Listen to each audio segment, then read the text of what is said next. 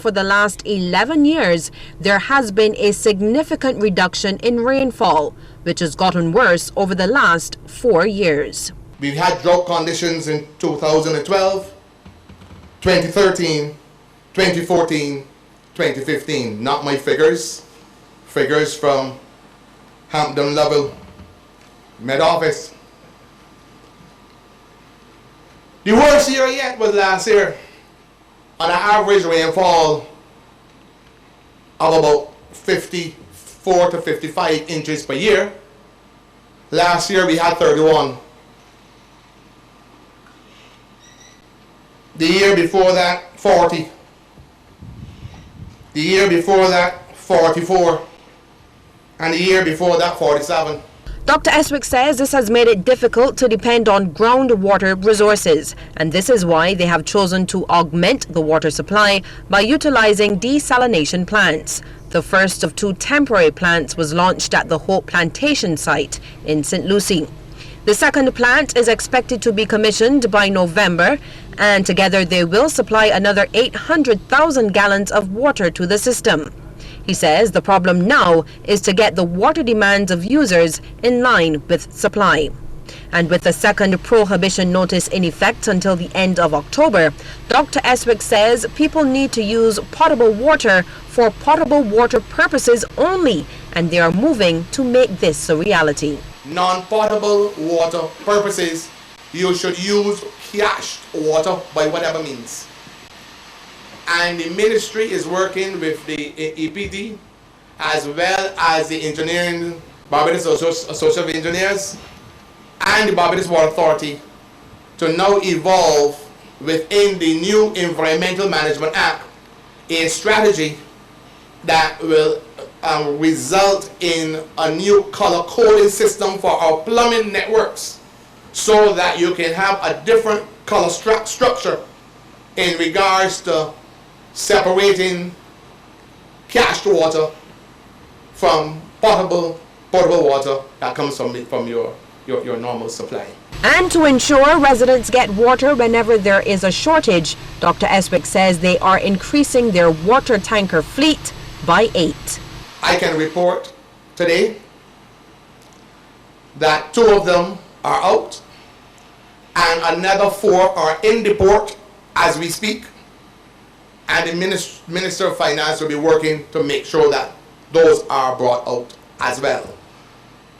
That therefore would represent 6 out of the 8 and the other 2 on the ship heading to Barbados. Lisa Lord, CBC News. Thanks so much, Lisa. The Barbados Vagrants and Homeless Society is looking for a new home, and the move is going to cost them 1.7 million Barbados dollars. The society is hoping to acquire a building in Bridgetown and has embarked on a Building a Future for the Homeless dollar drive to raise the money.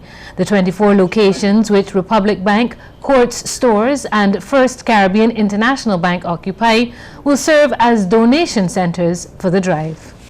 We at the Barbados Vagrants and Homeless Society have been, helping a lot of homeless persons, over 380 plus persons on file, with 70 persons coming here on a day-to-day basis. And we believe that it is now time that we seek out a property for our own, because most of the times we rent a lot of, if not all of our properties to do what we do for the homeless. And we believe in this time that we can definitely spread our wings a little wider.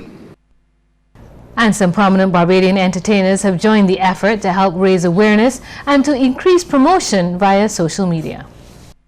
A lot of people have pride and respect for themselves, and they don't want to say, well, you know what, I might need the help, or we might want this help or whatever, but we're still trying to do our best to help these people and be on board with this initiative, because it's a good cause, so LNS will be a part of it. Plus we got friends in the situation that can do it, so we're willing to help for sure. The little bit of change that you have, everything counts.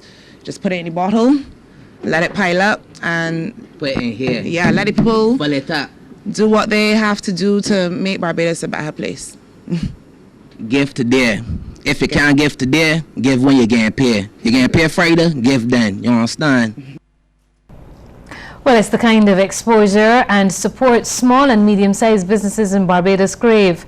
And season 3 of the reality TV show for entrepreneurs Bank on Me will provide just that. 24 candidates have been selected for the show, which will start production in the coming days and will be aired on October 3rd. There's a mixture of small businesses ranging from caterers, digital media and computer repairs. Founder of the Bank on Me series, Alison Saunders, says the show will embrace the theme, the 2020 Vision, a contribution for the 50th anniversary of Barbados' independence. There's a new host in Beryl Holder, a new Scotiabank judge and a new format. On the format, Mrs. Saunders says the decision to make the change was made following requests from viewers. We have responded to that, and most reality shows are in fact an hour. In an hour-long slot, you have time for advertising. And we are working very hard with my wonderful team of producer Andrea Allen, production manager Jaslyn Hall, my communications officer Michelle Doyle, and Merville Lynch, our technical director, and his team. We've been working very hard to make sure that that hour is as dynamic as the half hour. And that means we'll have more interaction, that you will see more of the interaction with the judges, more of the behind the scenes with the contestants. And we'll have very special segments on our areas of focus. Well, Bank on Me is not the only production from Alison Saunders, who's the managing director of Blue Waters Productions. The first was a feature film, the first to be exported from Barbados, called Hit for Six. And the second was the creation of this reality show concept, and 2 seasons, and by the end of the year it will be 3 that would have been produced and distributed. Also, we have a docudrama that by the end of the year will be also distributed, God willing, called Panama Dreams, and numerous other small projects, film and video projects. Well, Director of Retail Banking at Scotiabank Caribbean East, Claire Jordan, says the bank has been on board since the idea was pitched. She says entrepreneurship is increasingly being considered as an option by Barbadians. Increasingly, people are choosing entrepreneurship to be craftsmen and women of their own fate. So whether you're an entrepreneur through choice or chance, Bank on Me places you in a position to grow and create your own opportunities. At Scotiabank, we partner with entrepreneurs and small business customers, not just through programs such as Bank on Me. We aim to help our customers achieve their financial goals in a number of ways. We'll have more news in just a moment.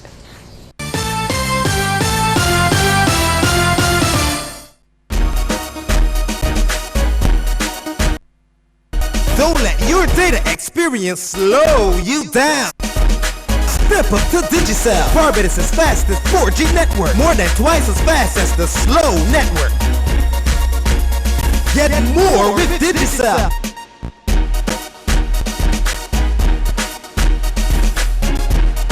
Digicel, the fastest 4G network in Barbados. Dial *153# to sign up to Digicel today. They're new, they're full of flavor, they're chunks of fruity 100% natural real fruit bars from Bico. Enjoy this fat-free treat in delicious strawberry, pina colada, pineapple, Caribbean mix, lime, and mango flavors from retail outlets island-wide, Bico Mobilers, and the Bico Direct Outlet on Harbor Road. Play the new hot ticket, Super Sizzling Sevens, and you could be swimming in cash with a top prize of $107,000 and 21 chances to win $107,000 on each ticket. There's a hero if you look inside your heart. You don't have to be afraid of what you are. And there's an answer. Thank you so much for helping us to make a difference in the lives of so many people here in the Caribbean. Thank you so much. So from all of us here in the Caribbean, we'd like to say a big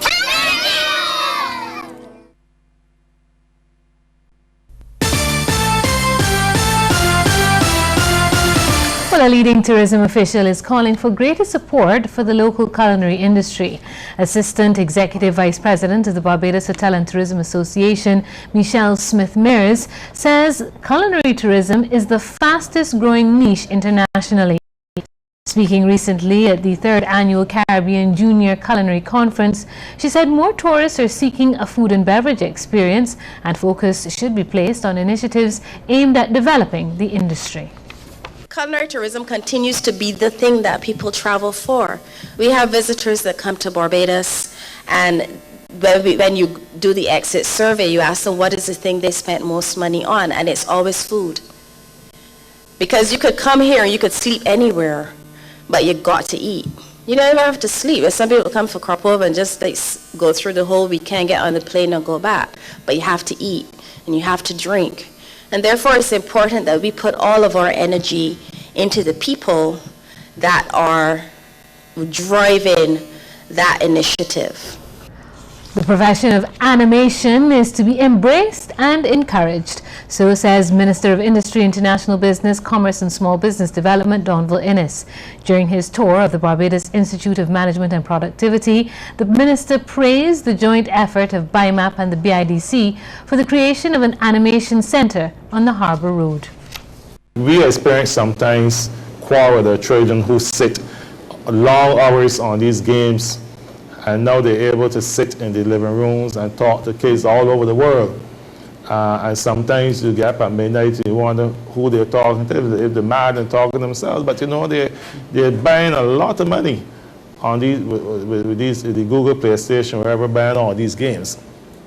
And I would like to see a few Barbadians actually designing and developing these games that other people can buy. So I'm not going to quarrel about our kids using them. But I think BIMAP, BIDC, and others, even through just the animation aspect of the gaming industry, can help create the opportunity. And we want to be able to say, to work with BIMAP, BIDC, who are providing the equipment and the physical space and some training, to say, ask, how can we take this to the next level? Well, next, a look at stories from across the region. You have 36 hours to eliminate all the targets on